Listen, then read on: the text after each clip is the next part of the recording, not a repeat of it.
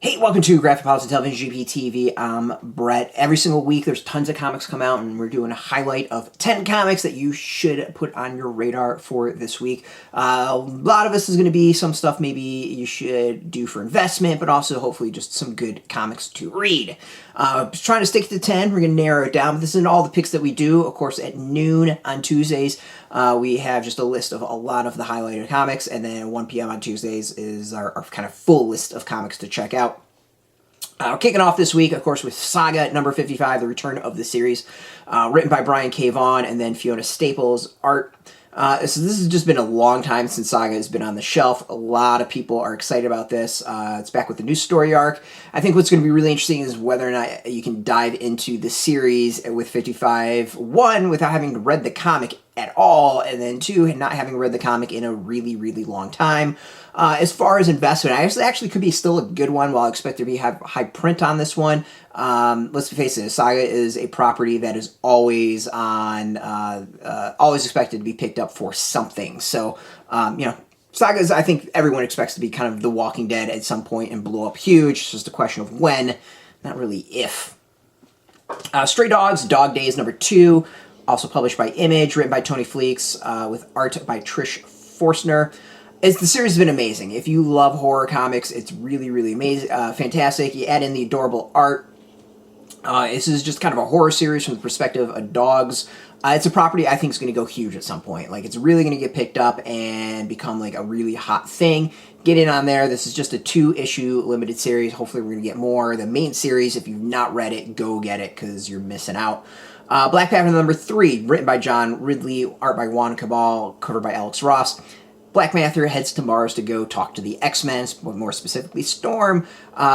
There's lots of rumors about what's going to be going on between Black Panther, Storm, and the X-Men going down. Well, who knows when that's actually going to occur. That's why it's kind of on the radar. Plus, it's John Ridley. John Ridley's a hell of a writer. So this one was more of the just good comic to read. Also from Marvel, X Deaths of Wolverine number 1. Or is it 10 Deaths of Wolverine? What, I don't know. I have no idea. Don't care. Written by Penn Percy, art by Federico Vicentini, cover art by Adam Kubert. So this is on the radar just because it's leading into Destiny of X. Obviously going to be a really key series if you really care about the future of the X-Men. I thought the X Lives of Wolverine was a horrible comic. It was just a ripoff of Terminator, and yeah, I kept on saying Snicked if you want to live. Come and Snicked if you want to live. Hopefully X Deaths of Wolverine is better, 10 Deaths of Wolverine is better, but we'll see. House of Slaughter number 4, published by Boom Studio, written by James Tynion IV, Tate Brombal, art by Werther Del Adera and Chris Sheehan. It's a spin-off of Something is Killing the Children. We know Something is Killing the Children is going to blow up at some point when it comes to television or movies or whatever.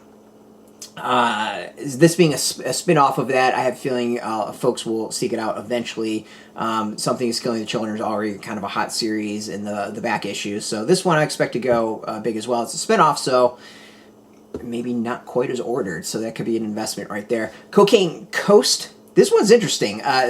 Published by Ablaze, written by Luis Bustos, Nacho Quintero as well, with art by Bustos. As journalists, it's Quintero and Bustos tell this true story of how a sleepy, unassuming corner of Spain became the cocaine gateway into Europe from Colombia. What's more interesting is it's a Netflix original series, completely under the radar. Now, remember, a lot of people seek out comics. They go big in television and movies. You never know if the Netflix series blows up at some point. This could be sought after. So, one, it just sounds really interesting to read, but two, you got that combo right there. Cowboy Bebop number 1 from Titan Comics, written by Dan Waters, art by Lamar Matherin, tons of different covers. Obviously, the Netflix series has been canceled. Titans probably kicking themselves on that one. So really, it comes down to, if you want your Cowboy Bebop, this is the way to go. It's based off the Netflix series. I don't believe it's based off the manga. It's the Netflix series. So really, if you want your continuing Cowboy Bebop, you got one way to show it, and that would be the comic series. So dive in and get that. I would have said this would have been a great investment if the series was renewed, but it's not. So this could be heading to the dollar bin. It could become a hot item because this is the only way to get your comics or your story based off of that. The Harbinger number 4, Valiant, written by Jackson Lansing and Colin Kelly, art by Robbie Rodriguez. It's Harbinger versus Renegade. Peter confronts his past. Reason this is on this is that, one, Harbinger has been a fantastic series, really, really good. One of the Valiant has been doing out some amazing comics between this and Shadow Man. But two, this is going to be probably the key series of the future of Valiant. The Harbinger, and then Shadow Man, I think, are going to be really two very key series. We know there's something in the works with Harbinger as far as film that's always been rumored. Who knows what's going to happen with it? But, there could be a lot of a huge spotlight on that one, so definitely check it out. We got 2 from DC to wrap up the picks for the week. We got Batman, Catwoman Special number 1. Written by Tom King. We got art by Klaus Janson, Lee Bermejo, Mitch Gerards, and most importantly, John Paul Leon. JPL passed away last year early. I believe this might be his last work. It's being kind of published and released in honor of him. In full disclosure, I was part of the Artist Edition project that was recently funded on Zoop.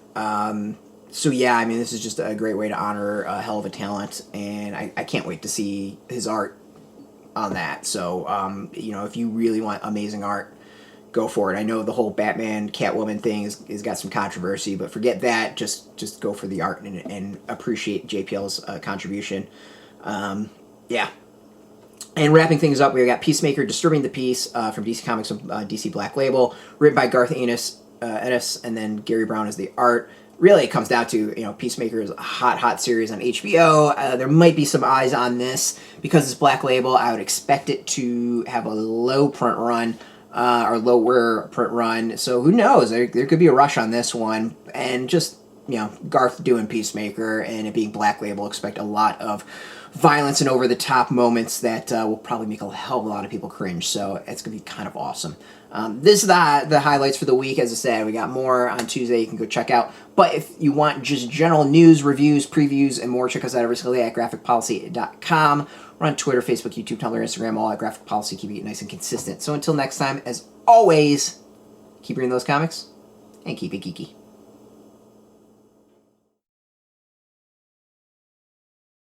Hey, thanks for watching the previous video from Graphic Policy Television. Just by watching, you help support our site. Thank you so much. Now, if you're watching these videos, you probably care about geeky things like movies, television, comic books, toys, games, video games, you name it. You can go and subscribe right now to our YouTube channel to stay in touch and catch all the new videos, or check out our website at graphicpolicy.com. There's a nice link on this end of the video. But as always, thank you for watching. Keep on rocking and keep it geeky.